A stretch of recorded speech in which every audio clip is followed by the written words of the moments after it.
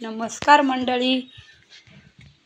तर आता मी आलेले आहे आपल्या शेतात आणि शेतात येऊन माझी आवड म्हणून मी ही फवारणी करत आहे.